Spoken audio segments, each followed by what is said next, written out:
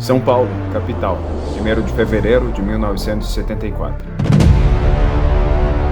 Nas ruas da capital do estado de São Paulo, o movimento dos carros denuncia a correria apressada dos habitantes. Nada de novo até aqui, afinal, nos anos 70 São Paulo já tinha o apelido de capital da garoa e da pressa. Às 8 horas da manhã, as ruas estavam cheias no centro da cidade, mas de repente, uma anomalia surge no 14º andar do edifício Joelma. Às 8h40 da manhã, um grupo de pessoas para suas rotinas para olhar para cima. Um foco de incêndio em um dos mais novos prédios do centro de São Paulo. Em questão de minutos, as chamas já tomavam conta de mais da metade do edifício e a multidão se aglomerava para assistir uma cena dantesca. Foram horas de muito caos e desespero. Centenas de pessoas perderam suas vidas e mais tantas outras centenas ficaram feridas. Essa tragédia ficou marcada como um estigma no centro da maior cidade do Brasil.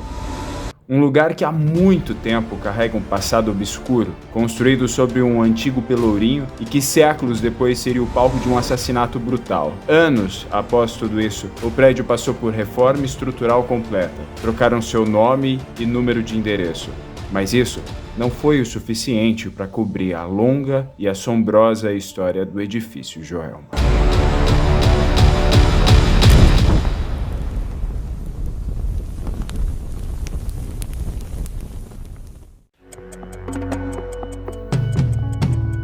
Durante a década de 1970, Chico Xavier, um médium, filântropo e um dos mais importantes expoentes do espiritismo kardecista do Brasil, participou de um programa de TV da época chamado Pinga Fogo.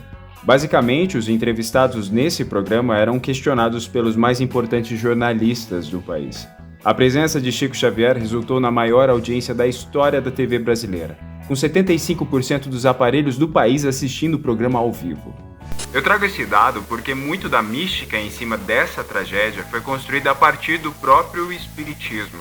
Não me cabe dizer se você deve acreditar ou não, mas as histórias que se desdobram a partir do dia que aconteceu o incêndio no edifício Joelma estão ligadas direta ou indiretamente à doutrina espírita. De acordo com a doutrina espírita, quando uma tragédia acontece em um local, a energia tanto de morte quanto a dos fatores que levaram à morte ficam impregnados nesse lugar. Seria como uma espécie de chaga no mundo espiritual, um vórtice de energia emitindo vibrações que podem servir de forte estímulo para a ocorrência de outros crimes ou situações dolorosas. Talvez por isso o incêndio do edifício Joelma seja pavimentado por malefícios que foram carregados por mais de um século. Existem fortes indícios históricos de que o terreno no qual o edifício foi construído seria amaldiçoado. O edifício Joelma fica próximo ao Vale do Anhangabaú. O nome Anhangabaú tem origem indígena e em tupi significa rio ou água do mau espírito. A história mais provável é que tenha sido batizado assim por conta das maldades feitas pelos bandeirantes aos índios e também pelos açoitamentos de escravos no Pelourinho que ali existiam muito antes do século XIX. Quando eu comecei a pesquisar sobre o edifício Joelma, eu caí logo de cara em uma notícia de 1948 que relatava um crime que aconteceu no mesmo lugar 26 anos antes. Popularmente conhecido como Crime do Poço, esse acontecimento chocou a sociedade paulistana. Um homem de 26 anos ceifou a vida de suas 2 irmãs e de sua mãe. Escondeu as vítimas em um poço que ele teria pago para construir no quintal da casa onde vivia com a família. Esse cara se chamava Paulo Ferreira de Camargo. Ele era químico e professor da USP. Ele teria construído o poço sob a desculpa de que iria fabricar adubo e a água encanada não seria a melhor alternativa. Um mês depois, ele usou o mesmo poço para esconder o crime que cometeu. Quando conhecidos começaram a estranhar o comportamento de Paulo e o misterioso sumiço de sua irmã, que também trabalhava na mesma universidade que ele, resolveram denunciar para a polícia. A desculpa do rapaz, quando questionado pelos investigadores onde estava sua mãe e suas irmãs, ele acaba respondendo que um acidente de carro tirou a vida das 3 mulheres durante uma viagem ao Paraná. Os oficiais da lei decidem fazer uma busca pela casa e encontram o poço. Logo, pedem uma verificação detalhada do lugar. Enquanto tudo isso acontecia, Paulo entra no banheiro e atira contra o próprio peito. Existem duas hipóteses sobre o que motivou Paulo a cometer o crime. O primeiro era a recusa de sua família em aceitar o namoro dele com uma jovem 3 anos mais nova, e que supostamente não era mais virgem. Na época, a sociedade estava mergulhada em um falso moralismo, e não ser virgem para se casar naquela época era tipo uma desonra. O segundo motivo, pelo relato da própria moça em questão, o crime teria acontecido por outro tipo de pressão. Supostamente as 3 mulheres sofriam de doenças diferentes, mas que limitavam a vida delas. Frente a essa situação e por não conseguir prover talvez a casa ou dar conta de tudo isso, o Paulo teria tomado tal decisão. O verdadeiro motivo continua sendo um mistério. E vale a pena frisar também, já que a gente está falando de desgraça, não é mesmo? Um dos bombeiros que teria ajudado a resgatar os corpos de dentro do poço acaba perdendo a vida por causa de uma infecção cadavérica, por ter manuseado os corpos sem luvas. A residência onde aconteceu o crime foi alugada algumas vezes. Passou por uma mudança de número por conta do boato que dizia que ela era assombrada, na tentativa de confundir os desavisados. E por fim, o local é vendido no ano de 1969 para Joelma S.A. O prédio é construído e inaugurado em 1972, o mesmo ano do incêndio no edifício Andraus, outra chaga na cidade de São Paulo. No dia 24 de fevereiro de 1972, o edifício Andraus abrigava pouco mais de 500 escritórios. Tudo indica que o incêndio começou no 3º andar e, decorrente aos ventos fortes no dia, não demorou muito para as labaredas chegarem a 300 metros de altura. Neste incêndio, 16 pessoas perderam suas vidas e mais 500 pessoas ficaram feridas. Porém, graças ao resgate aéreo, houve vários sobreviventes.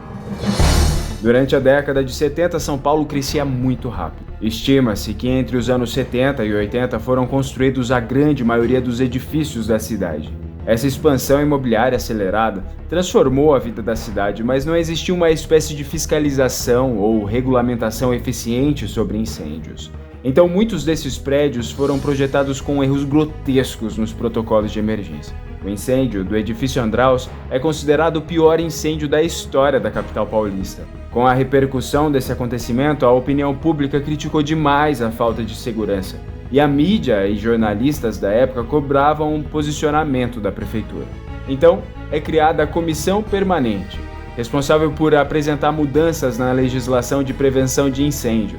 No dia 7 de janeiro de 1972, o prefeito da cidade garantia que todos os prédios da capital seriam inspecionados para evitar e prevenir que outra tragédia se repetisse. E de fato não demorou mais que 2 anos para tudo acontecer de novo.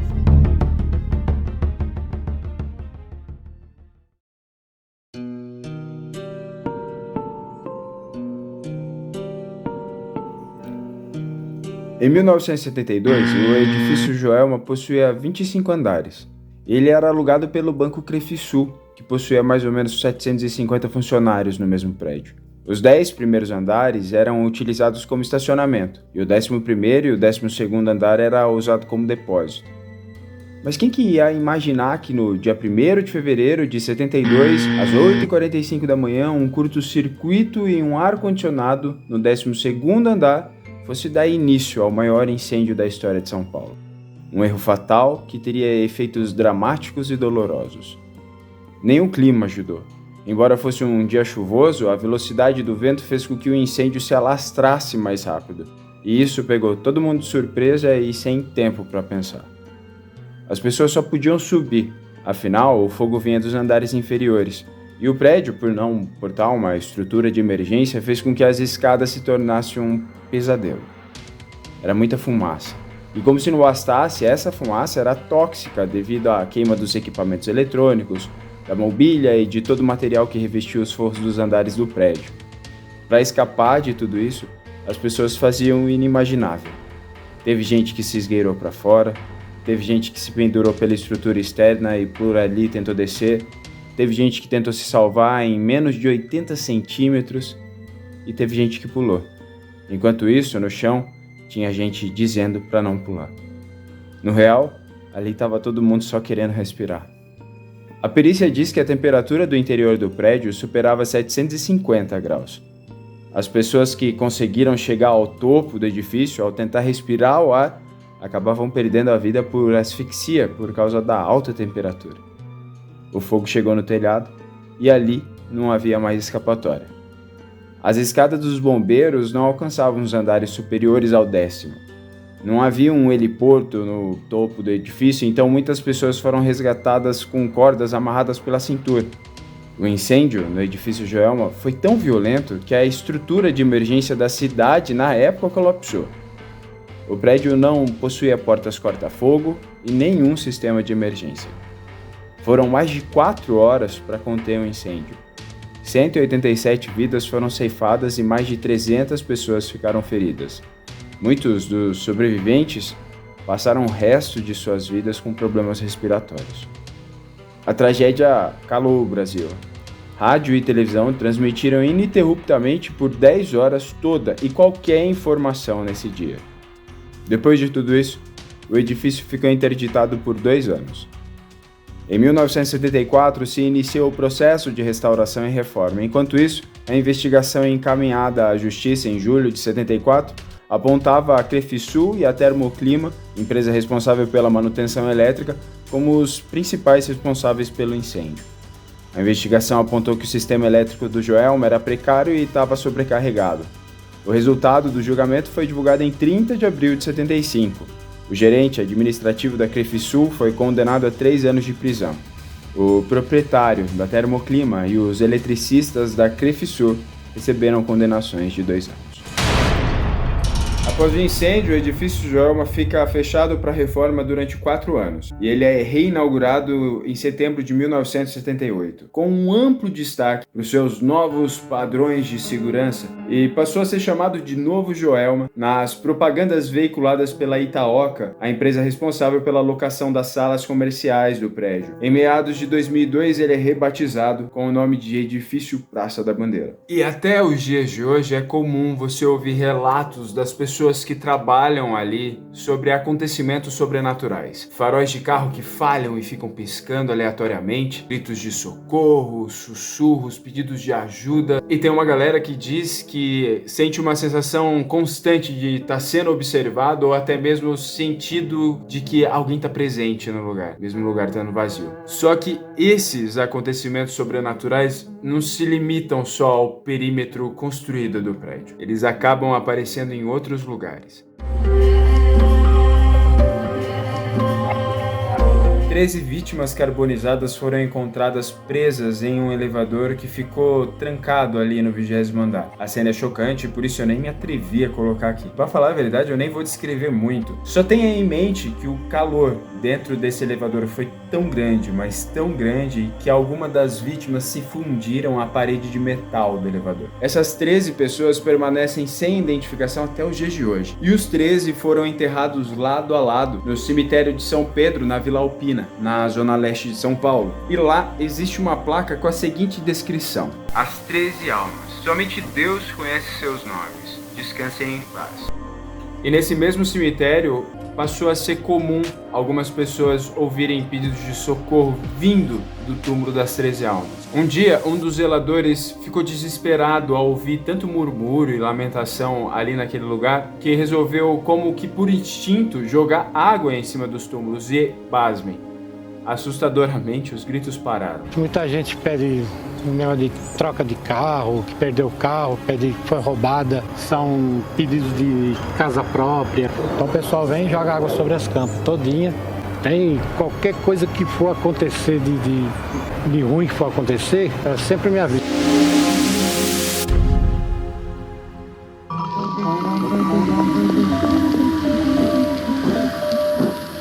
O médium Chico Xavier foi o responsável por psicografar a carta de uma das vítimas do incêndio do edifício Joelma. Uma história muito comovente, diga-se de passagem. A jovem de 21 anos, Volquimar Carvalho dos Santos, foi uma das vítimas encontradas no topo do edifício. Tem uma história por trás, mas eu vou resumir aqui os fatos que aconteceram depois. A carta, supostamente escrita por Volquimar após sua morte, foi parte de uma psicografia do médium Chico Xavier, e que foi colocada no livro Somos 6. Na mensagem, ela descrevia seus últimos momentos de vida. No texto psicografado, a moça diz que a morte aconteceu de repente. Abre aspas. Foi como se devêssemos todos naquela manhã obedecer de um modo só a ordem que vinha do mais alto, a fim de que a gente trocasse de vida e corpo. Em 1979, a história da jovem se transformou no filme Joelma, 23º Andar. O roteiro é baseado nas cartas psicografadas e esse filme ficou marcado por um evento no mínimo misterioso. Após a filmagem de uma das cenas de morte de um dos personagens, o filme e as fotografias estavam cheias de marcas e manchas que se assemelhavam com vultos, rostos e corpos, só que nenhum desses elementos estava na cena original. É inegável que todas essas histórias estão cheias de coincidências bizarras, mas talvez seja apenas a projeção da mente das pessoas sugestionando tais eventos. O interessante é podermos analisar cada uma dessas coincidências, se podemos chamar assim, e testar o limite das nossas crenças. Para finalizar, eu deixo aqui um questionamento para você que está assistindo. Talvez, se no passado, depois do incêndio do edifício Andraus, a situação fosse conduzida com seriedade e responsabilidade e houvesse de fato uma fiscalização desses prédios e edifícios, você poderia ou não estar assistindo esse vídeo.